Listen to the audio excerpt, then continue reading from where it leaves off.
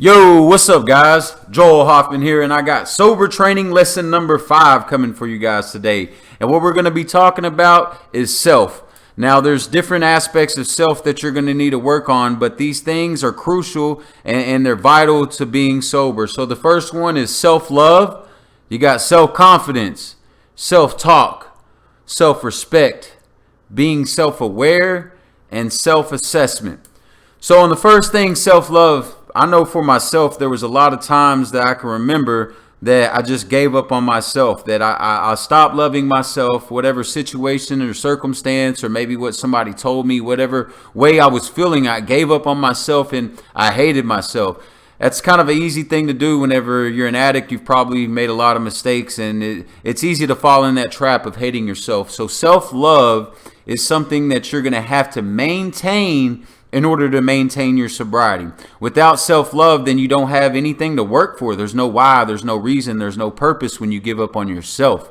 So you have to focus on loving yourself. Find things that you can, that you're good at. Find things in your past that you have accomplished. Find the smallest things, no matter what it is that you have done throughout the day, that you can say, hey, look, I did something good. So just for instance, right now, if you're listening to this, you're working on yourself. So this is something right now that you say, hey, look, well, I spent this much time listening to these videos in order to help myself.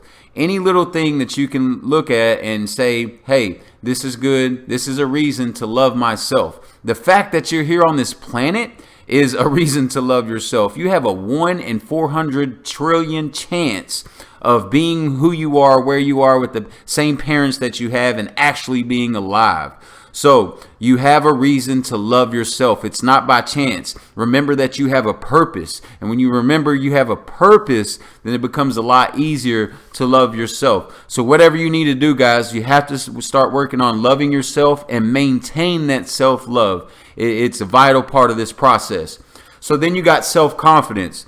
So there's a lot of things in this program, from working out to reading to putting in the work. They're getting what I call W's. So when you get these small wins, when you get these W's every day throughout this process, whenever you're working on changing, then you can build your confidence. And like I said before, you can also go back into past times in your life where you've accomplished things and you've made things happen, and you could use that as confidence. The fact that you're still here is a good reason to be confident. It's a reason to be confident that you have a purpose, a reason to be confident that you can succeed in finding your why and fulfilling your destiny. Be confident in that. So a huge thing about this thing, guys, is your self-talk. So you have these negative voices in your head, right? This negative side of you, this negative programming, this negative shit that goes on in your head that tells you to go into this old habitual pattern, this negative pattern of thinking. So all this, it might be depression, it might be anxiety, it might just purely be talking to yourself like shit. So you have to be very aware of what's going on in your head. And whenever you have this self-talk, everything from your positive affirmations that you're saying in the morning, you have to be so aware to change your self-talk into something positive, or else you're going to get whatever negative stuff that you're telling yourself. So controlling your self-talk and not saying things like, I can't do this. Yeah, of course you can't, because you haven't got there yet. You have to change that can't into I haven't been able to do this yet. And things like I've talked about before, and I need a drink, or I need this drug in order to do something. No, you change that. You change that self-talk. You don't need it. You want it. Those little nuances are what dictates of how your subconscious mind is going to perform for you. So your self-talk is huge. And so then we got self-respect. Like that goes hand in hand with self-love. But in order to respect yourself, then you have to have these goals, and you have to be actively trying to make progress and get better. And you have to hold yourself to a different standard, a higher standard than what you've been holding yourself to.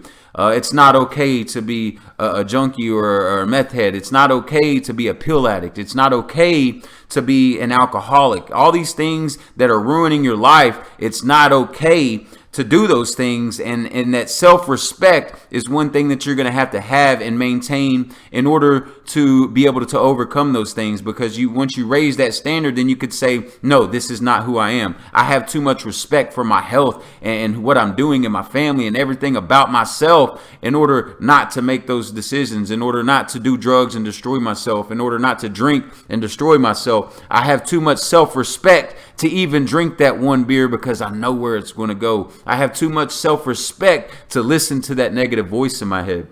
So this next thing of being self-aware goes hand in hand with that self-talk. But you can't change your self-talk if you're not aware of what's going on. So you have to be very aware of the situations whenever you hear that negative voice and it's telling you the excuses, or you hear the temptation and then you're employing those strategies in order to overcome that temptation. You have to be aware. Oh shit, I'm thinking about going getting high. Oh shit, I'm thinking about going and getting drunk. I have to be aware of that in order to employ those strategies, and then you could say no immediately. You have to be aware that you might be having some depressed thoughts, that you have this negative self-talk going on where it might be telling you things like you're a piece of shit, you can't do it, you've always been a loser, you've not been able to do it yet, what makes you think you're going to be able to do it now? Oh, Johnny and Sally, they couldn't do it either, why are you going to try? You're just like Johnny and Sally. All these negative things that might go on in your head, you have to be aware of those things in order to combat them with positive self-talk, and be aware that a lot of times that negative shit that's going on in your head is a lie. It's most often a lie. And then you know what? Even if it is the dirty truth and it's not something that you will do now, then don't convict yourself of that thing later, like Les Brown said. Or don't convict yourself of that thing right now if you wouldn't do it. You know what I mean? Don't convict yourself of something of the past if you wouldn't do it right now. So the next thing is to self-assess. So the self-assessment thing is all these things combined, and then being self-aware. Then you're going to have to you're going to have to take a process. And are you being emotionally intelligent? Are you putting in enough work? Are you giving 100%? Are you emptying the tank? Are you doing all the small things in the program to mentally change your program, mental programming, and mentally strengthen your mind and do all these things in order to get better? So you have to self-assess and ask yourself all these small questions of, did you give 100% today? Can you do more? Yes, you could do more. Every day that you didn't go to bed, whenever you emptied the bucket, if you didn't give 100% that day, if you didn't empty the tank, then you have to be thinking of what else you can do the next day to empty your tank.